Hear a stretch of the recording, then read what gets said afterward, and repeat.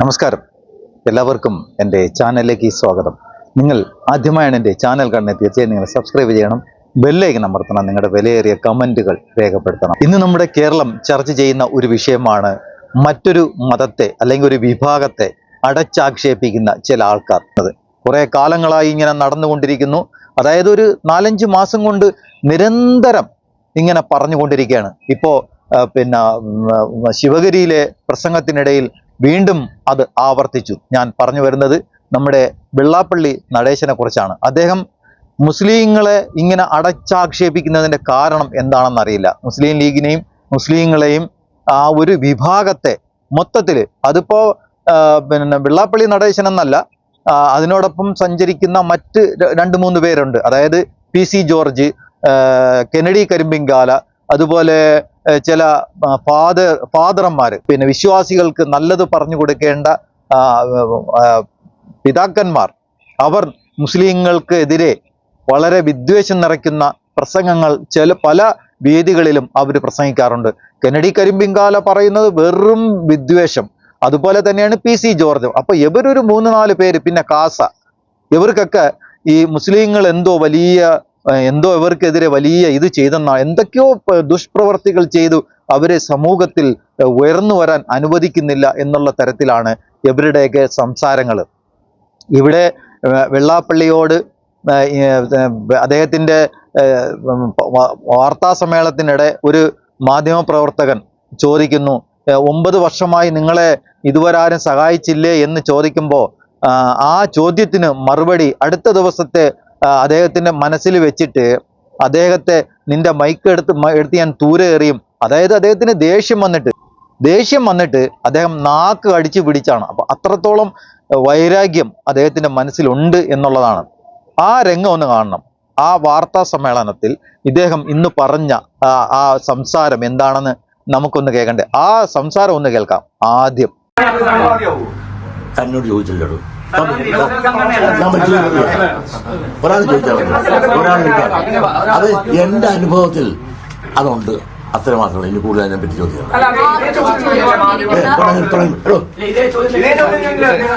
അതല്ല അല്ല അല്ല അതല്ല നിങ്ങൾ ചോദിച്ചാൽ മതി.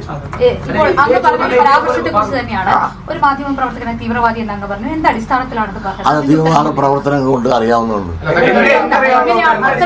ഈ വാർത്താ സമ്മേളനത്തിനിടെ റിപ്പോർട്ടർ ചാനലിൻ്റെ ഒരു പ്രവർത്തകരെയാണ് അദ്ദേഹം പേരെടുത്തും നാടെടുത്തും അദ്ദേഹം പണ്ട് പ്രവർത്തിച്ചിരുന്ന ഒരു സംഘടനയെക്കുറിച്ചും അതൊക്കെ അദ്ദേഹം തുറന്നു പറയുന്നുണ്ട്. ആ മാധ്യമ പ്രവർത്തകൻ തുറന്നു പറയുന്നുണ്ട്. അതെല്ലാം സ്വാഭാവികമായും ആ മനുഷ്യൻ അല്ലെങ്കിൽ ആ വ്യക്തി റിപ്പോർട്ടർ ചാനൽ, അദ്ദേഹം ഇപ്പോൾ ഒരു ന്യൂസ് റിപ്പോർട്ടറായിട്ടാണ് ജോലി ചെയ്യുന്നത്. ഒരുപക്ഷെ പഠനകാലത്ത് പലരും, ലോകത്തെല്ലാവരും ഓരോ സംഘടനയിൽ, സ്കൂളിലാവട്ടെ കോളേജിലാവട്ടെ മറ്റ് എന്തെങ്കിലും ഒരു സംഘടനയിൽ പ്രവർത്തിക്കും. അത് സ്വാഭാവികം. പക്ഷേ അതിൻ്റെ പേരിൽ അടച്ച് അദ്ദേഹത്തിനെ തീവ്രവാദി എന്ന് വിളിക്കുന്നത് ശരിയാണോ? അത് ശരിയല്ല. കാരണം ഒരു മനുഷ്യരെയും മതത്തിൽ വിശ്വസിക്കുന്നത് ഒരു തെറ്റല്ല. താൻ ജനിക്കുന്നത് തൻ്റെ മാതാപിതാക്കൾ ഒരു മതത്തെ വിശ്വസിക്കുന്നു, നിർഭാഗ്യവശാൽ ആ കുട്ടികളും അത് വിശ്വസിക്കേണ്ടി വരുന്നു. അത് അവർക്ക് തുടരാതിരിക്കാം. അത് ഓരോരുത്തരുടെയും മൗലികമായ അവകാശമാണ്. അതിൽ ചോദ്യം ചെയ്യാൻ ഒരു മനുഷ്യനും അവകാശമില്ല. ഇന്ത്യ എന്ന മഹാരാജ്യത്ത് അതിന് അനുവാദം നൽകുന്നുണ്ട്. അപ്പൊ ഇവിടെ PC ജോർജും അതുപോലെ നമ്മുടെ ഈ വെള്ളാപ്പള്ളി നടേശനും സംസാരിക്കുന്നത് വളരെ ഒരു തരത്തിലും അംഗീകരിക്കാൻ പറ്റാത്ത രീതിയിലാണ് ഇവരുടെയൊക്കെ പ്രവർത്തനങ്ങളും സംസാരങ്ങളും. നമ്മൾ എങ്ങനെയാണ് ഒരു മതസൗഹാർദ്ദം നിലനിൽക്കുന്ന ഒരു രാജ്യത്ത്, ഒരു നാട്ടിൽ, ലോകമെമ്പാടും ആൾക്കാർ ചർച്ച ചെയ്യുന്ന ഒരു നാടാണ് കേരളം, ഒരു സംസ്ഥാനമാണ് കേരളം. ലോകത്തിന്റെ ഏത് കോണിൽ ചെന്നാലും കേരളക്കാരനെന്ന് പറഞ്ഞാൽ അതിനൊരു അഭിമാനമുണ്ട്. പക്ഷെ ഇത്തരത്തിലുള്ള ദുഷിച്ച മനസ്സുകൾ വെച്ചുകൊണ്ട് പൊതുസമൂഹത്തിനോട് സംസാരിക്കുകയും അവരെ ഒരു വിഭാഗത്തെ മാത്രം കുറ്റപ്പെടുത്തുകയും അതുവഴി നേട്ടം കൊയ്യാമെന്ന് പ്രതീക്ഷിക്കുകയും ചെയ്യുന്നത് എന്തിനാണെന്നാണ് മനസ്സിലാവാത്തത്. അദ്ദേഹം പറയുന്നത്, അതായത് ഈ വെള്ളാപ്പള്ളിയോ അല്ലെങ്കിൽ ഈ കെനഡി കരിമ്പിങ്കാലയോ PC ജോർജോ അല്ലെങ്കിൽ കാസയോ ഇതൊക്കെ ജന്മം കൊള്ളുന്നതിന് മുമ്പ് തന്നെ ഇന്ത്യയിൽ അല്ലെങ്കിൽ ലോകത്ത് പിന്നെ മുസ്ലിം മതം ഉണ്ടായി. അവരാരെയും 10,000 500 വർഷമോ 600 വർഷമോ ഒക്കെ ഇന്ത്യ ഭരിച്ചില്ലേ? അങ്ങനെ ഈ പറയുന്ന രീതിയിലാണെങ്കിൽ ഇന്ത്യയിലുള്ള ജനങ്ങൾ മുഴുവനും മുസ്ലിങ്ങളാവണ്ടേ? ഇവര് നേട്ടം കൊയ്യുന്നതിന് വേണ്ടിയിട്ടാണ് ഇനിയും മൂന്നാമതൊരു സർക്കാർ, അതായത് തുടർഭരണം മൂന്നാമതും കൊണ്ടുവരണം. അതിനുവേണ്ടി അവരെ സപ്പോർട്ട് ചെയ്യുന്നതിന് വേണ്ടിയിട്ടാണ് വെള്ളാപ്പള്ളി ഇങ്ങനെ നിരന്തരം മറ്റൊരു മതത്തെ വിദ്വേഷം നിറഞ്ഞ പ്രസംഗങ്ങൾ കൊണ്ട് സമൂഹത്തിൽ ഒരു കലാപമുണ്ടാക്കാൻ ശ്രമിക്കുന്നത്. അദ്ദേഹം പറഞ്ഞത് ഇനിയൊരു മാറാട് കലാപം ഉണ്ടാകണോ, ഇനിയൊരു ഒരു മുത്തങ്ങ കലാപം ഉണ്ടാക്കണോ? ആരുണ്ടാക്കിയതാണ് ഇതൊക്കെ? അതായത് UDF-കാർ ഉണ്ടാക്കി എന്നാണ് വരുത്തി തീർക്കുന്നത്. കഴിഞ്ഞുപോയ കാലഘട്ടങ്ങളെ കുറിച്ചാണ് പറയുന്നത്. ഈ കഴിഞ്ഞുപോയ കാലഘട്ടങ്ങൾ തിരിച്ചെടുത്താൽ, അതായത് കഴിഞ്ഞുപോയ വിഷയങ്ങൾ തിരിച്ചെടുത്താൽ ആർക്കായിരിക്കും അതിൻ്റെ ബുദ്ധിമുട്ട് കൂടുതൽ അനുഭവപ്പെടുക? UDF-നോ അതോ മുസ്ലിം ലീഗിനോ? ആർക്കാണ്?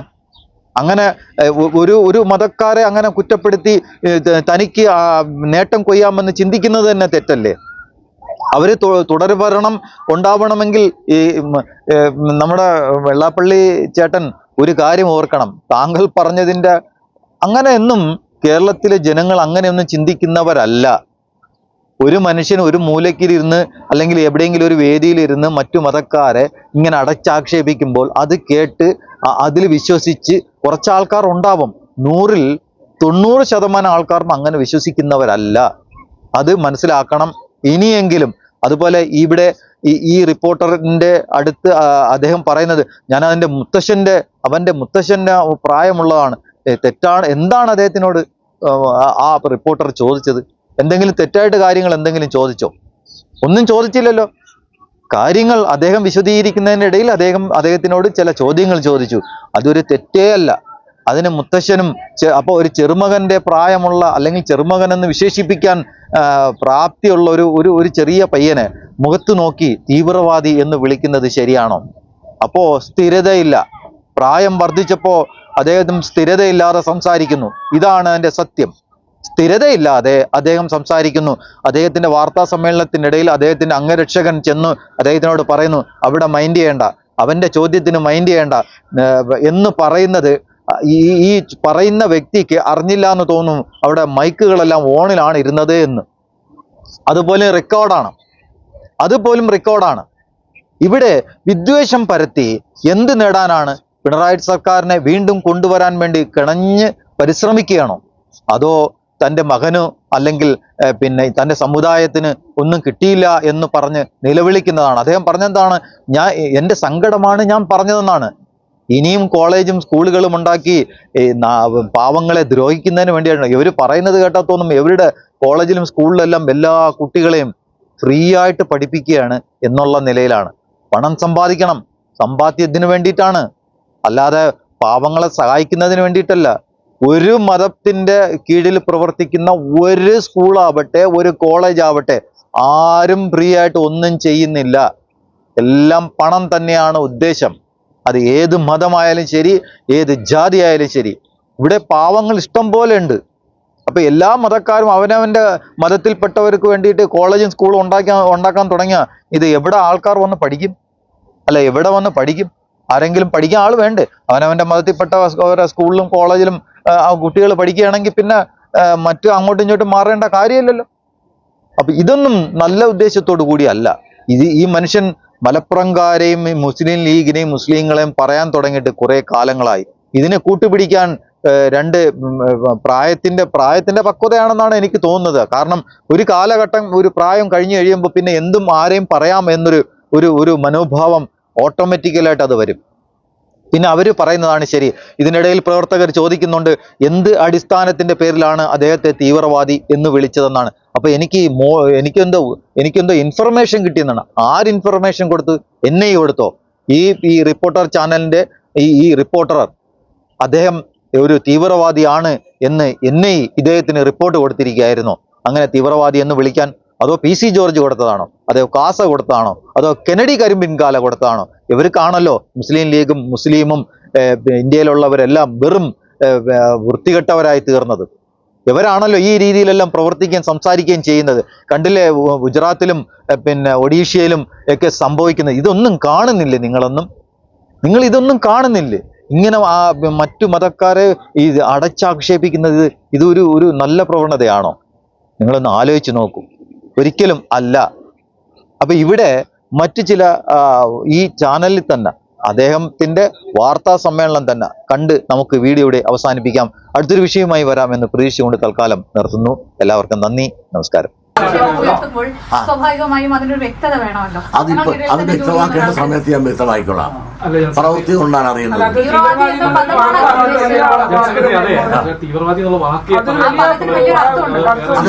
തീവ്രവാദി എന്ന് പറഞ്ഞാൽ മതതീവ്രവാദി എന്നുള്ളതല്ല. അയാൾ ആരായിരുന്നു എന്നും അയാൾ MSFന്റെ പ്രവർത്തനായിരുന്നു. തന്നോട് ചോദിച്ചില്ലടൂ. ഒരാൾ ചോദിച്ചാൽ അത് എന്റെ അനുഭവത്തിൽ അതുണ്ട്, അത്ര മാത്രമേ. ഇനി കൂടുതൽ അതിനെ പറ്റി ചോദിക്കാം. ഒന്നുമില്ല. വേറെ ഒന്നും വേണ്ട. അയാൾ വന്ന് ഈ സാധനം കൂടെ എന്തിനാ എന്റെ കുത്തിപ്പിടി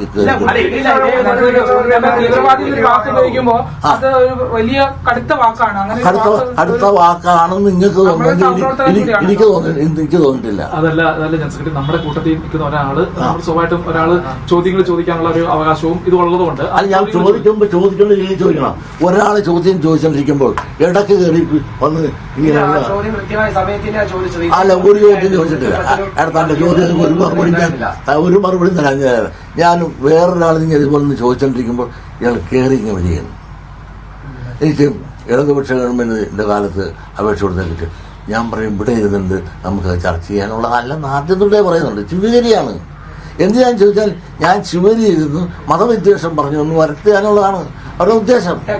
അത് എത്രയോ നാളായിട്ട് തുടങ്ങി. മുസ്ലിം ലീഗ് എത്ര വിദ്യാഭ്യാസ സ്ഥാപനങ്ങളുണ്ട് എന്നാണ് പറയുന്നത്. തെക്കൻ ജില്ലകളിലേക്ക് നോക്കുമ്പോൾ അവര് മറ്റു മലപ്പുറത്തിന് കണക്ക് മാത്രമാണല്ലോ പറയുന്നത്. മറ്റു ജില്ലകളിലെ കണക്ക് പരിശോധിക്കുമ്പോൾ അങ്ങനെ നിങ്ങൾ അയാളൊന്ന് ചോദ്യം ഒരു ഉത്തരം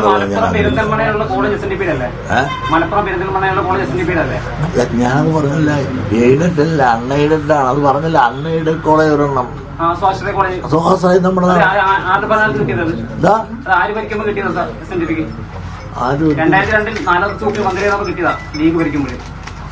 അന്ന് കിട്ടിയ ഒന്നല്ലല്ല ഒരുപാട്. ഉമ്മൻചാണ്ടി എന്ത് സ്വാശ്രയം കിട്ടി ഉമ്മൻചാണ്ടി ഇരിക്കുന്ന കാലത്താണ്. ഉമ്മൻചാണ്ടിയുടെ കാലത്ത് 13